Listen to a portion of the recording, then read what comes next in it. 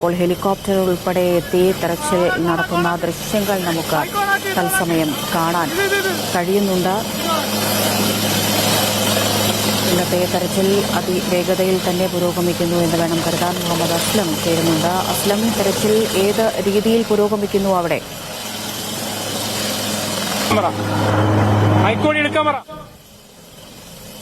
അസ്ലം, കേൾക്കാമോ? ഇവിടെ ഇന്ത്യൻ എയർഫോഴ്സിന്റെ ഒരു ഹെലികോപ്റ്റർ, വ്യോമസേനയുടെ ഒരു ഹെലികോപ്റ്റർ ഇവിടെ ഇറക്കാനുള്ള ശ്രമമാണ് നടത്തിയത്. കാരണം നേരത്തെ നമുക്കറിയാം, ഇവിടെ ഹെലികോപ്റ്റർ അത് ഇറങ്ങാത്തതിനാൽ പല ഘട്ടങ്ങളിലും എയർലിഫ്റ്റിംഗ് സാധ്യതകൾ നമ്മൾ ബുദ്ധിമുട്ടായിരുന്നു.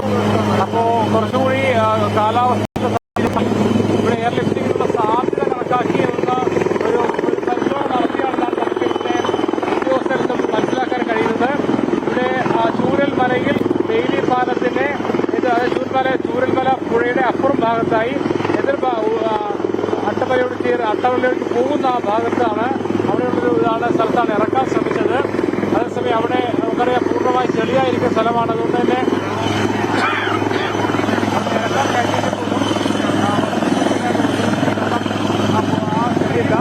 കാരണം നിലവിൽ ശരിക്കും എയർലിഫ്റ്റിംഗ് സാധ്യത ഇപ്പോൾ വളരെ കുറവാണ്. കാരണം ഏറെക്കുറെ ബെയിലിപ്പാലം യാഥാർത്ഥ്യമായതിനു ശേഷം ആളുകളൊക്കെ തന്നെ വാഹനത്തിൽ കൊണ്ടുപോകാൻ കഴിയുന്നുണ്ട്. അതിന് അടിയന്തര സാഹചര്യത്തിൽ ഏതെങ്കിലും ഗുരുതരമായ അവസ്ഥയിൽ ആരെങ്കിലും കിട്ടുകയാണെങ്കിൽ ഉടനെ പെട്ടെന്ന് കോഴിക്കോടേക്കോ മറ്റോ അയക്കേണ്ടി വന്നാൽ എയർലിഫ്റ്റിംഗ് സാധ്യതകൾ പരിശോധിക്കുക എന്നതിന്റെ അടിസ്ഥാനത്തിലാണ് വ്യോമസേനയുടെ വിമാനം ഇപ്പോൾ ഇവിടെ ഹെലികോപ്റ്റർ ഇപ്പോൾ ഒരു പരിശീലന പറക്കൽ നടക്കുന്നത്. അസ്ലം, ഒരു സംശയം, നമുക്ക് ആ ദൃശ്യങ്ങളിൽ നിന്ന് കാണാൻ കഴിയുന്നുണ്ടോ? ഉദ്യോഗസ്ഥരൊക്കെ നടക്കുമ്പോൾ തന്നെ അവരുടെ കാലുകൾ ചെളിയിൽ പുതഞ്ഞു പോകുന്ന ഒരു സാഹചര്യമാണ് അവിടെ ഉള്ളത്. അപ്പോൾ ആ മേഖലയിൽ ഈ ചോപ്പർ ഇറക്കുക എന്നുള്ളത് സാധ്യമായ കാര്യമാണോ?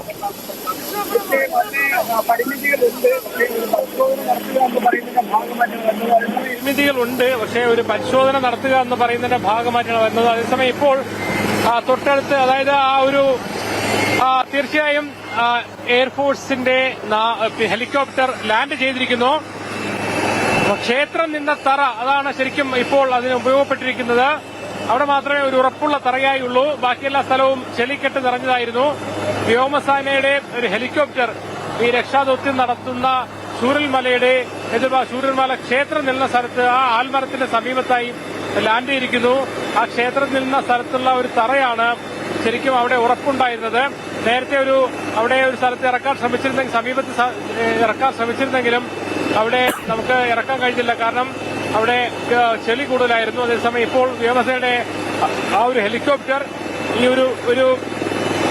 ഈ ചൂരൽമല ക്ഷേത്രത്തിന്റെ ആ ഒരു കെട്ടിൽ സ്ഥലത്ത് ആ ഒരു ലാൻഡിലാണ് ഇപ്പോൾ ഇവിടെ ഇറക്കിയിരിക്കുന്നത്.